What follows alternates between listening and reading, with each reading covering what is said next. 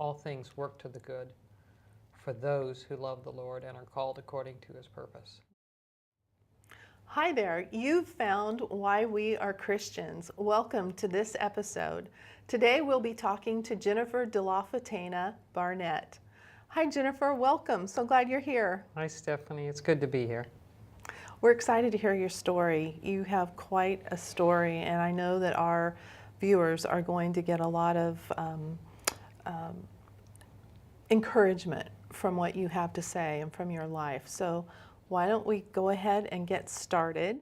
So I was born in Washington, D.C. in 1963 and moved to Marin County, which is across the bridge from San Francisco, when I was just about a year old. My parents were married in New York City. Father was a West Texas cowboy, but he had Ivy League credentials. He went to Yale, and my mom was from New York City. She was very attracted to him, and they got married. So another case of opposites attract. Absolutely. Yeah, definitely. They, started out young in New York City, and my dad was wanted to become a psychologist, and they had a quite adventurous life because my dad was so intensely frugal, and my mom had to adjust to that. All of our vacations were spent backpacking. Really? So I assumed everybody, when they went on vacation, they did what we did, is everyone backpacked through the wilderness in the Southwest. We did not sleep in tents. Tents are for sissies. Oh. Yeah, we'd sleep out in the open. And wow, your parents were hardcore. oh, they were. It's true. Hardcore. So you didn't have any resentment against your parents for never staying in a hotel? Absolutely not. No. That's great. So let's talk a little bit about, you had a tragedy in your family, and that was in the travel It's right? true. So let's talk a little bit about that. So we were coming home from our vacation, hiking in the desert, and we, as I said, my parents drove back to back to make the distance go by quickly. And we had an accident in which the Travelall turned over, rolled actually, and the whole family, with the exception of my father, was actually thrown out of the Travelall. Wow. My older brother, he had a traumatic brain injury from that accident, and his life was completely changed. As a matter of fact, all of our lives were completely changed by that tragedy. So that was a major turning point for your family. That's really tough. I feel for you.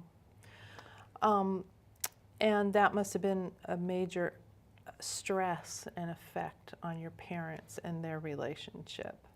It definitely was. I think a lot of things came to the surface through that tragedy, and they eventually, very, very quickly after that accident, filed for divorce and were divorced here. Oh, really? Yeah.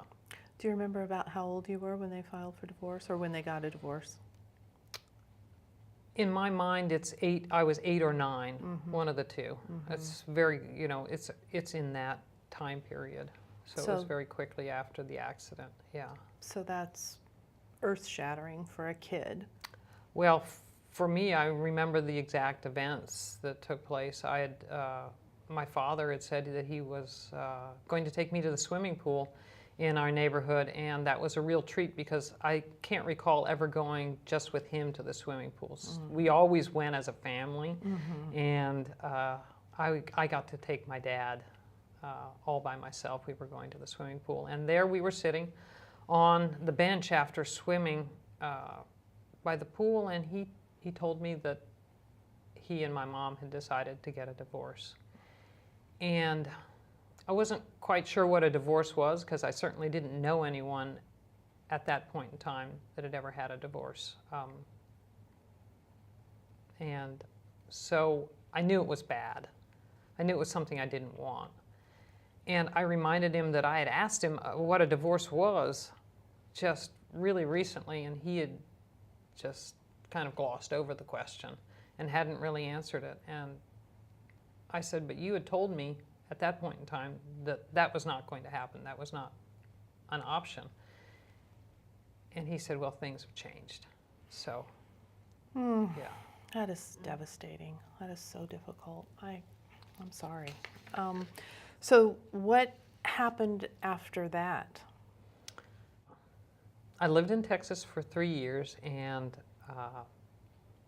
a very dear uncle and aunt and their family lived very close to us, and they invited us to church very often, and we had great family dinners and played a lot together, and I have wonderful memories of the time with them. And that was the first time I heard of Jesus. Oh, really? So your aunt and your uncle introduced you to Jesus? We call him affectionately Uncle Pete. Yeah. His name is Don, and his wife is Aunt Stella, and their family were critical to my becoming a Christian. They were. Yeah. Wow. So you heard of Jesus and you accepted Jesus into your life at that point. I did, and I did that in the church that we were going to in Dallas, Park Cities Baptist Church, and that was a huge moment for me. I bet it Yeah. was. I bet it was. So can you just tell us a little bit about how, now looking back, maybe not even realizing at the time, but how that changed the trajectory? So for me, I still had the same surroundings. The church was far away from my home, and at a certain point in time, I felt I really needed to leave Dallas. And an opportunity came up to become an exchange student. Wow.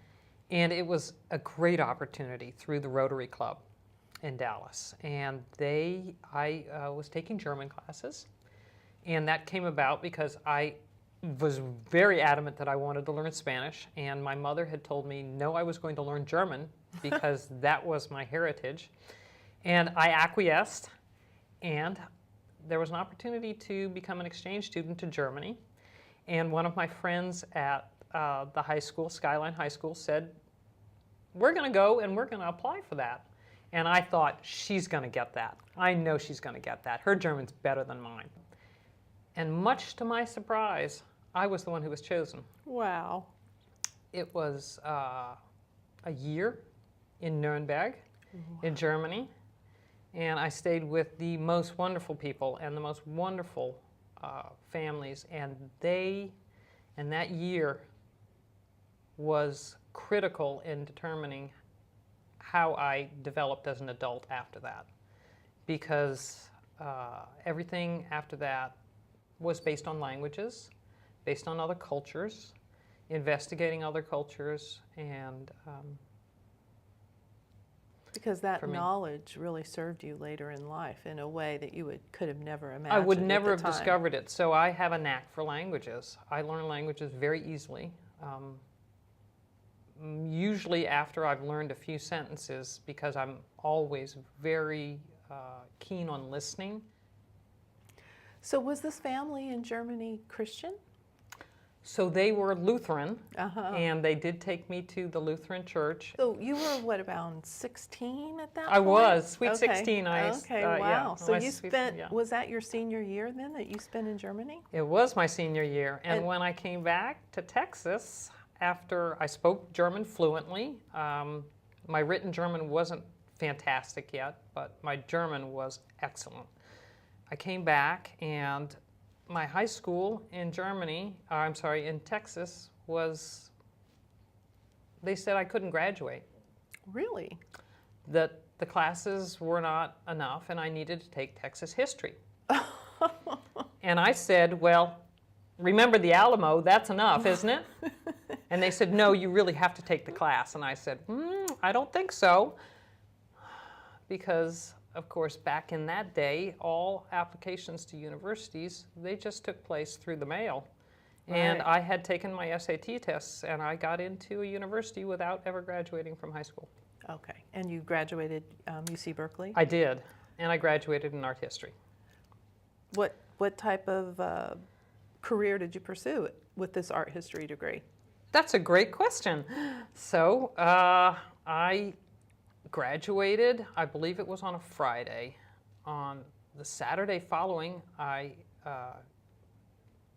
married my ex-husband, Jack. Your now ex-husband. My now ex-husband. He wasn't your ex-husband at the time. No, he wasn't my ex-husband at the So time. there must have been a college romance going As a matter on. of fact, he and I met in Dallas when he was an exchange student.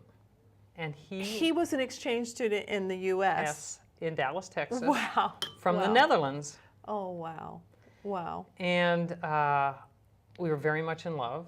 And we got married after I graduated from Cal. And we moved a week later to the Netherlands, where I lived for the next 17 years. So you got home from Germany. You didn't graduate. You went to college for 4 years. Then you moved to the Netherlands. I did. With Jack. With Jack, my ex-husband. Okay. Well, you have done a lot of immersing into different cultures in your life. First it was Texas. Now it's the Netherlands. So talk to us a little bit about how that marriage started off and went. So my ex-husband worked for Sealand, container shipping, and so they spoke English there. He helped me get a job there, so I had an opportunity to speak English, but I was very interested in learning Dutch and becoming consummate in the Dutch language. So within a year, I got a job at a consultancy for water and environment. All the work there took place in Dutch, and I spoke Dutch there, and I became the head of their library, archives, copy department, mailroom. I followed a college level, master's level degree in library science and archiving in the Netherlands, and I also taught. I was a lecturer. So you were busy, and I'm was. assuming your husband was as well. He was as well. It's true. Okay. So we didn't decide to have children until we had been married about 9 years, and I would say it was very much living alone together. That type of relationship. We did some fun activities together, but there wasn't a lot of deep bonding. Okay. So when I had Linda, I felt very alone. At that point in time, telephone calls to the United States were still very expensive, and I didn't actually speak with any of my family except maybe once or twice a year, and there was no email. So I felt very isolated, and my ex-husband's family, though very sweet, were not, it wasn't my culture, and so I felt, how do I raise a child? How do I feed a child? What is going on? You didn't have that support group there, so Yeah. that must have been interesting. It was, and what I found was one of the things that my ex-husband's parents, they were very strong Christians, and they were very critical in bringing about my growth in Jesus Christ. And I talked with my mother-in-law a great deal about Christianity, and I started attending and became a member of the Dutch Reformed Church in Holland. My ex-husband was not very interested in pursuing that, and so though I had a Dutch driver's license, everything's done on the bike. So we biked to church every Sunday. I helped clean the church. I taught Sunday school. Yeah, that was our community. How long were you and Jack married? 17 years. Wow. So you had her at 9 years in, so she was what, 11? No. No, so Jack came home one evening, and I kind of put my foot down and said I really felt that we had made some agreements about his presence and activity in family life, and he said, I want a divorce. Oh. And that was that was not what I expected him to say. I expected him to say, well, something different in any case. Right. Not that. So I said, well, Jack, I really don't see how we can do that. That's not how I married you. I married you for life. We really need to talk about this because this is not what I expected. I didn't Not what I expect you to signed say, up for. This is not what I signed up for you. As a matter of fact, 9/11 happened right after that. Wow. So Jack's announcement to me was my 9/11. Yeah. Right. And my mother and my stepfather were coming to visit us in Holland and couldn't come because of 9/11, and they came about a month later, a little more than a month later. And Jack said I couldn't tell them. So it was a very awkward visit for me personally. We were seeing a counselor. The counselor said at about the 6-month period, he said, so now you have to decide what is the least that you want from each other to stay together. And so I was fairly clear in my mind what I wanted. He said flat out he could not and would not do that. So you divorced. So we divorced. And at that point in time, I determined, and by the way, that was on February 14th that he decided. Oh. If you didn't get that one, that's Valentine's Day. Yeah. He said he wanted a divorce and he was not going to talk anymore about it. Unfortunately, you got a divorce, which I'm sure was very difficult. Even though there wasn't a connection, a deeper connection, it's still very difficult to go through. It's a huge upheaval. Absolutely. And especially for a child, as we know from our own personal experiences, then from our children's experiences. So you came back to the United States, and you had been working in Library science. Library science. So you were Lecturer you were in having this library amazing science. career. And you come back to the United States, and what do? Did you get back into library science? So none of my work in Holland was accepted in the United States because my degree was not from an accredited American Library Association university. Ugh. So I had the choice at that point in time to either take a master's degree, get a master's degree in the United States, or find a new career path. What are you going to do? You have a child. You have I had a child. Make ends meet. I had to make ends meet. I had to put food on the table. The divorce had not been finalized. I was not getting any alimony. I was getting child support. The house wasn't even, the money from the house sale wasn't even in my pocket yet. This was really rough. So I essentially arrived in the United States with just some suitcases and lived in Charlotte, North Carolina, near my brother and his family. And my brother at that time worked for Jack in the Box. And Jack in the Box, the drive-through restaurant? The drive-through restaurant. Okay. And he was working there together with a family friend. A family friend interviewed me, and he gave me a job. It was humbling in that I absolutely could not do anything in that restaurant. I had no idea what I was doing. I would find myself praying throughout the day, help me, Lord, understand what I'm doing. I have no clue. I'm doing the absolute easiest job. I probably still to this day couldn't make a jumbo jack worth eating. But you came and you took the job at Jack in the Box, and you learned the job at Jack in the Box, and you applied yourself to that job, and you didn't spend time crying in your soup, as they would say. You just pulled yourself up by the bootstraps, you and by God's grace. Where were you living? I was living in Charlotte. With who? I mean, I was living. I'd bought a home there. Okay, so I'd bought a home there, and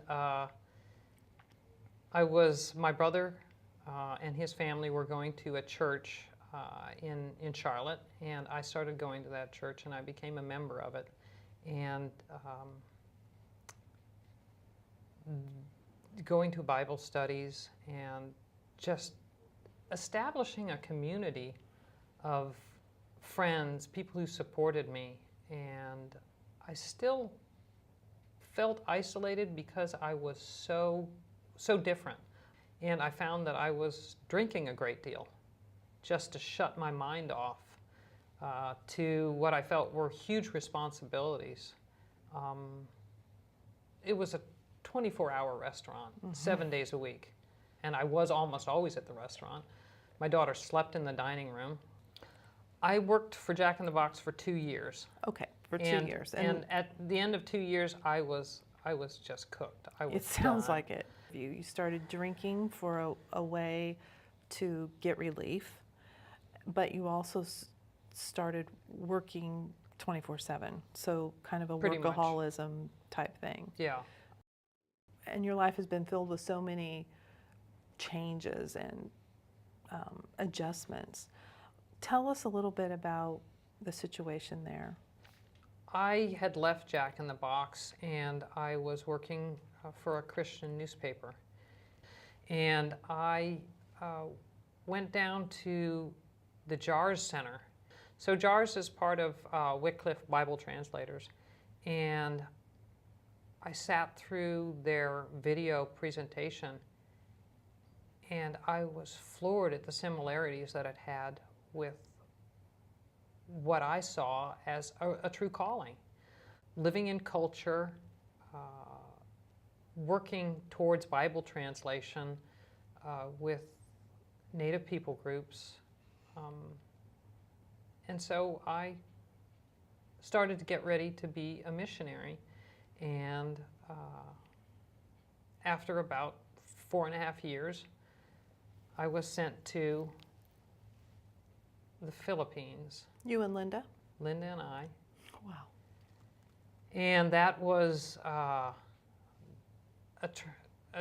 transition to a new culture again. I was back in library science. Oh, wow. I was the head of the library for the Indonesia branch and the archives. How long were you a missionary? So at that point in time, I did that for a half year, and my father asked if we could come home for Christmas, and that was very unusual. Normally, you stay for at least 2 years Before in the you field came back. before you have any return to your home country. But because my father was one of my major supporters, together with my stepmother, I proposed it to the head of the Indonesia branch, and he said it was fine. My dad was paying for the trip. He was one of my major supporters. There was an opportunity to talk with some of the supporters there on the East Coast. And so Linda and I flew back to the East Coast to celebrate Christmas. So we drove up to Washington, D.C., where my dad and my stepmother at that point in time still were half living. They still owned a home there. And we picked my dad up, and we loaded up some stuff You into and his Linda car. picked up your dad? Okay. Linda and I, and we picked up my dad, loaded up some stuff into the car, and we started the drive up to Philadelphia. We're coming over the crest of a hill, and I'm driving next to a truck, and it's kind of foggy. And it looks as if there are cars stopped in front of me, but I can't be sure because there are no brake lights. And the truck next to me is not braking. And then I realized that the cars are stopped because they're stopped, but they're moving very slowly, so they're not braking. And so my car hits the last car in this long line of cars, which is stopped.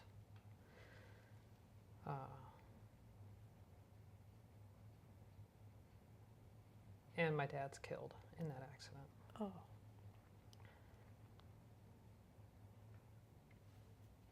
I'm sorry.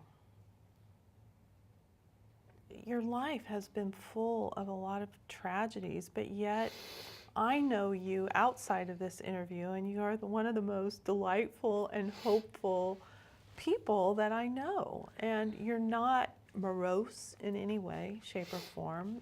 You just have this, I'm going to get through this attitude, and you have a deep faith that sustains you.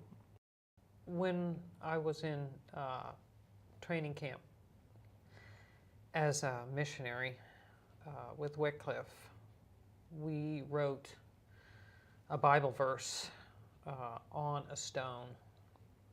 What was And that mine verse? is Romans 8:28. All things work to the good for those who love the Lord and are called according to his purpose. And I can still remember in that class writing that verse on that stone, for in all things. And you've gone through a lot of all things. All things. Right. It all works to the good. And the absolute confidence and 100% trust that I have in God and Jesus and the Holy Spirit, that no matter what happens in my life, and it's happened, a lot of it has happened, God is using it for good. That's a lot of faith, you know? I know that, I mean, even more things have happened in your life and to your loved ones, and to hear you say that, it ministers to everyone that you touch and that you share your story with. It helps me to understand the depth of what we call the human condition, the human tragedy that takes place, what everyone attempts to cover up, to not reveal. You know, for me, it was alcohol. It was workaholism.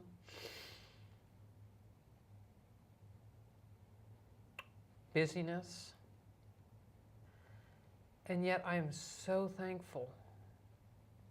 I'm so thankful for the richness of God's Word, for the fellowship of His church, for the love that people have for us. How do we ever make it? How do we ever make it? For we know that in all things, God works to the good of those who desire to honor Him, who draw closer to Him in tragedy. Thank you for your vulnerability. Thank you for telling us everything that you've just told us. And we hope and pray that our listeners and viewers have really gotten the blessing that God has provided to us through your life. Thank you for being here. Thank you for listening to Jennifer's story, and we hope that you'll join us next time right here on Why We Are Christians.